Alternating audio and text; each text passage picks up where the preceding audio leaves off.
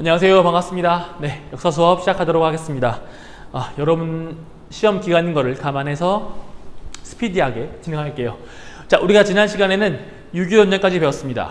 남북전쟁을 배웠는데 이제는 그때 당시 혹은 그때 이후의 정치 상황에 대해서 살펴보도록 할게요. 그리고 그것에 대한 우리 국민들의 대응, 이런 것들을 보도록 할 겁니다. 일단은 우리 1948년에 만들어진 최초의 헌법부터 보도록 할게요. 그때는 대통령을 간선제로 뽑았어요. 국민들이 직접 뽑는 것이 아니라 국회의원들이 뽑았습니다. 그리고 임기는 4년이었어요. 우리 지금 5년이죠. 네, 1년 차이가 있고요. 중임이 가능했어요, 그때는. 그래서 내가 4년을 했으면은 한 뒤에 지지를 똑같이 받는다. 그러면은 한 번 더 가능했어요. 그래서 총 8년이 가능했습니다. 그렇고 그 다음에 국회의원 같은 경우에는 임기가 2년이었어요. 2년. 좀 짧죠? 네. 이렇게 정치인들은 이런 식으로 운영이 되었고요. 정치가 운영이 되었고, 이때 당시 만들어진 하나의 특별한 법을 하나 보도록 할게요. 바로 반민족 행위자를 처벌하는 법이 만들어집니다. 이거는 당연히 했어야 했죠. 왜? 이전에 친일파들 다 처단해야죠. 처벌해야죠. 근데 어떠한 기준으로 어떻게 처벌을 할지에 대해서 정한 법이 바로 이 법이었습니다. 이 법이 만들어지고 나서 반민족 행위 특별조사위원회, 줄여서 반민특위라고 하는 조직이 만들어져서 우리가 그 전에 친일했던 인물들을 청산하기 위한 노력을 하려고 했습니다. 근데 1949년이 되면은 이 반민특위가 해산이 돼요. 이승만이 방해를 합니다. 왜? 이승만은 자신들의 정치 세력, 이 국회의원들을 구성하는데 굉장히 많은 친일 세력들을 포용하면서 만들어 나갑니다. 왜 그랬느냐? 김구 세력에 대항을 했어야 했으니까. 라이벌인 김구, 임정 세력들을 꺾기 위해서 이렇게 반민특위를 해산시키고 친일파였던 사람들을 포용하려고 노력을 했습니다. 그래서 해산이 되죠. 결과적으로 아직까지 우리는 친일 청산이 제대로 되지 못했어요. 이때 이후로. 이런 것들도 있었고요. 그리고 김구가 심지어 암살을 당하는 일까지 벌어집니다. 당시 김구라고 하면은 거의 국부로 칭송을 받았던 인물인데 암살을 당하죠. 아마 이승만 쪽에서 하지 않았을까라고 다들 추측을 하고 있습니다. 그렇고 또 국가보안법이라는 게 만들어져서 국민들의 일상생활을 모두 다 감시하고 때로는 국민들을 언제든지 한 방에 집어넣을 수 있는 법을 만듭니다. 이런 것들이 만들어지면서 이승만에 대한 지지율이 계속해서 떨어지기 시작을 합니다. 심지어 6.25까지 발생을 하면서, 그렇죠? 우리 국가에 큰 문제가 생기거나 이러면은 항상 대통령을 욕하잖아요. 네, 그런 것처럼. 그래서 그 결과 1년 뒤 1950년에 국회의원 선거를 하는데 이승만 쪽으로 하나도 안 뽑아줘요. 하나도 아니지만. 이때 그래서 무소속 의원들이 대거 당선이 됩니다. 이승만 쪽이 아니라 정말 소속이 없는 사람들이 많이 당선이 돼요. 김구 세력이나 혹은 중도 세력들이 많이 당선이 됩니다. 여당 쪽, 대통령 쪽은 많이 줄어들고요. 그러면서 이 사람들이 뽑는 대통령이 당선될 가능성이 높아지고 이승만이 선출될 가능성이 굉장히 낮아집니다. 위기가 찾아온 것이죠. 그래서 당장의 이 문제를 해결하기 위해서 이승만이 개헌 작업을 하게 됩니다. 개헌 요청을 해요. 이 개헌은 국민들이 직접 대통령을 뽑을 수 있도록 국회의원들이 나를 안 뽑아주면은 국민들은 날 뽑아주겠지라고 하는 그런 어떤 생각에서 개헌을 국회에다가 요청을 합니다. 당연히 국회는 거절을 하는데 이때 정치 파동을 일으켜요. 야당 국회의원들이 출근하는 길에 그 버스를, 야당 국회의원들이 타고 있는 버스를 통째로 어디다가 쑤셔 박은 다음에 날치기 법안으로 이 개헌안을 통과시킵니다. 그래서 실제로 개헌이 이루어지고 당선까지 돼요. 그럼 이제 52년부터 56년까지 하고 나서는 끝났어야 했어요. 왜? 48년부터 아무리 길어봐야 56년이니까. 근데 이때 이승만이 한 번 더 하고 싶은 거야. 한 번 더가 아니라 끝까지 죽을 때까지 하고 싶은 거예요.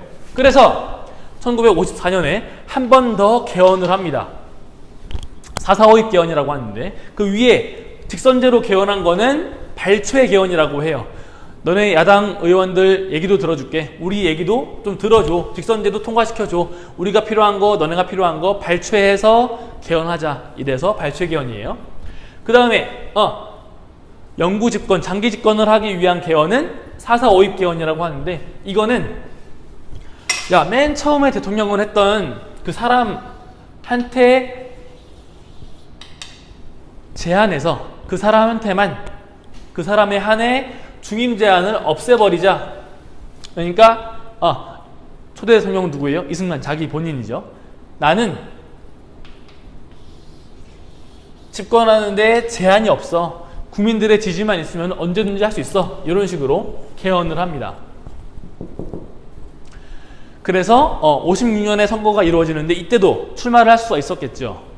자, 한 번, 두 번, 세 번 이렇게 출마를 하는데, 이때는 국민들도 이제 신뢰를 하지 않는 거예요. 왜? 두 사람 이렇게 오래 하는 것 같지? 그리고 이러저러 뭔가 파동도 일으키고 마음대로 뭘 통과시키고 좀 별로네 이러면서 어렵사리 당선이 됩니다.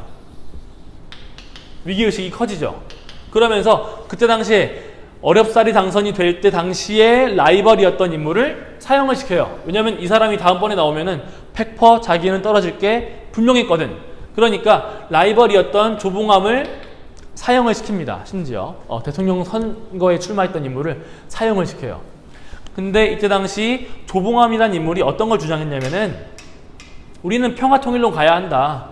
북한을 포용을 해서 평화적인 방식으로 한반도에 평화통일을 이루어야 한다 라고 주장을 합니다. 이제 이걸 가지고 어떤 프레임을 씌우느냐, 반공 프레임을 씌워요. 야, 북한 전쟁을 일으킨 놈들인데 어떻게 저놈들하고 함께 손을 잡아? 저놈 빨갱이 아니야? 이런 식으로 주장을 합니다. 이때부터 지금까지 뭔가 북한을 포용하고 평화적인 방식으로 통일을 하려는 그런 세력들을 비판하거나 혹은 비난할 때 반공 프레임을 씌워가지고 비난한 사람들이 있습니다.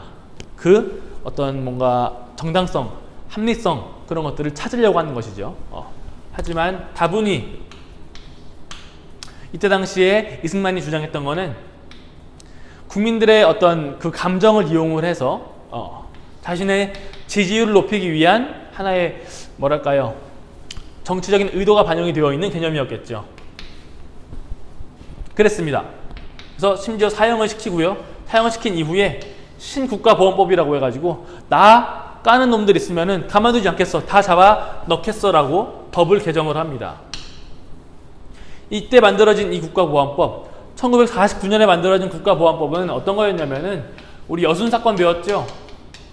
여순사건 이후에 다시는 이런 일이 발생하지 않도록 국민들을 감시하기 위한 법이었어요. 근데 이걸 한층 강화해서 만든 게 신국가보안법이었습니다. 그리고 나를 까고 있는 저 경향신문에도 폐간시켜 라고 주장을 합니다. 이런 행동들을 벌이니까 더 국민들은 지지하지 않겠죠. 그래서 1960년의 마지막 선거일 때, 이때 부정선거를 하는데 엄청 대대적으로 부정선거를 일으킵니다. 그래야지 내가 당선이 되거든. 40%나 되는 투표를 미리 조작을 해서 투표함에 넣어놔요. 그래서 국민들의 수보다 투표함에 있는 투표 용지가 더 많았어요. 그런 식으로 부정선거를 하는데, 당연히 이에 대해서 항의 시위를 우리가 했는데요.